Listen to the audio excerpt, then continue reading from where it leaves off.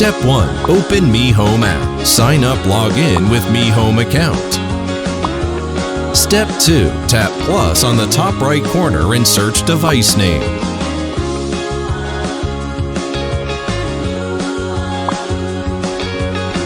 Step 3. Long press both the power and recharge button for 5 seconds, then you will hear the broadcast Network Configured. Then tap Next.